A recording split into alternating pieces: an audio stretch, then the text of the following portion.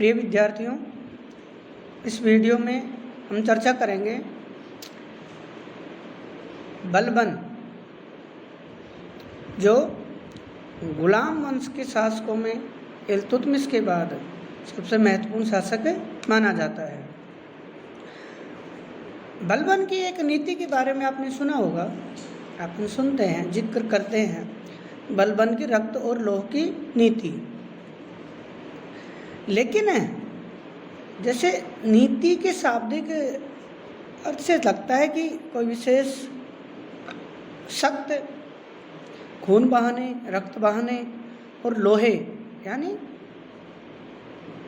हथियार, अस्त्र शस्त्र का इस्तेमाल, सैनिक विजय, बड़ी साम्राज्य विस्तार जैसी नीति रही होगी। लेकिन अगर हम इसको सरल भाषा में और वास्तविक रूप से समझें तो बलबन की रक्त और लौह की नीति कोई कठोर सैनिक विजयों की नीति नहीं है, न कि आक्रमण की नीति है, न कोई सैनिक विजय की नीति है। जबकि इल्तुतमिश की मृत्यु के बाद 1236 ईस्वी से लेकर 1266 ईस्वी का जो शासन काल है, समय है सल्तनत कालीन 20 साल, उस समय सत्ता के लिए अमीरों, जिन्होंने अपने अपने व्यक्तिगत दलीय, व्यक्तिगत निहित स्वार्थों के लिए, जिन्होंने सल्तनत और साम्राज्य के हितों को नज़रअंदाज किया और अपने स्वार्थों की पूर्ति में लग गए और सुल्तान के पद और उसकी गरिमा और प्रतिष्ठा को मिट्टी में मिला दिया। कितने ही शासक बने, कितने हटाए, कितने मार दिए गए। लगभग 20 साल में ही लगभग 7 सुल्तानों को गद्दी पर बिठाया गया, फिर उनको हटाया गया अपने अपने स्वार्थों, महत्वाकांक्षाओं के कारण, और उनको मौत के घाट उतार दिया गया। तो इस 20 साल के समय को अपन देखते हैं तो ये अमीरों की विजय कही जा सकती है। सत्ता के लिए जो सुल्तान और अमीरों में खींचातान हुई, संघर्ष हुआ, उसमें जब बलबन जो स्वयं एक गुलामों का दल का सदस्य रह चुका था, इन अमीरों का एक प्रमुख सदस्य रह चुका था, तो वो सुल्तान बन गया तो ये भली भांति जानता था कि जब तक इन अमीरों को सख्ती से दबाया नहीं जाएगा, इनको सुल्तान के पद और उसके भय को पुनः स्थापित नहीं किया जाएगा, जब तक सुल्तान स्वतंत्रतापूर्वक निर्णय नहीं ले पाएगा। इसलिए बलबन ने गद्दी पर बैठने के साथ ही अमीरों को सख्ती से अपने अधीन लाने का प्रयास किया। जैसे आप देखते हैं बलबन का जो राजत्व सिद्धांत अपन देखते हैं, हम उसका अलग से चर्चा करेंगे।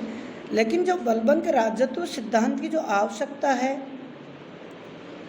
उसकी जो विशेषताएं हैं, उसके जो सिद्धांत हैं, उसको क्यों लागू किया गया, वो इसी उद्देश्य की पूर्ति के लिए लागू किया गया। जिसमें आप देखते हैं कि बलबन ने अपने आप को आम इंसानों से अलग साबित किया या करने की कोशिश की। ईश्वर के पद सुल्तान के पद को ईश्वरीय घोषित कर दिया कि सुल्तान इस सृष्टि पर ईश्वर की, अल्लाह की प्रतिछाया है। उसने दरबार में शराब पीकर आने पर प्रतिबंध लगा दिया, हंसने पर प्रतिबंध लगा दिया, और अपने जो दरबार था उसको शाही जो दरबार थे, अफगानी या जो कहें गजनी के जो शाही वंश थे, उनको जो मतलब एक तड़क भड़क वाला एक अपना दरबार को सजाया ताकि लोग उसकी चकाचौंध से प्रभावित हो जाएं। कठोर अनुशासन में रहने के लिए विवश किया, हंसने पर पाबंदी, शराब पर पाबंदी, स्वयं न हंसता था, हंसने देता था।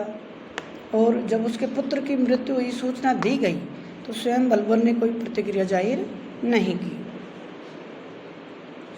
और उच्च कुल के लोगों को ही दरबार में नियुक्त किया। निम्न कुल से संबंधित जो भी अमीर थे उनकी गणना करवा के बलबन ने उनको सेवा से बर्खास्त कर दिया। यानी कहने का तात्पर्य यह है कि अपन यह चर्चा बलबन के राजत्व सिद्धांत की नहीं कर रहे, बल्कि उसकी जो नीति की बात करते हैं कि बलबन की रक्त और लोह की नीति क्या थी।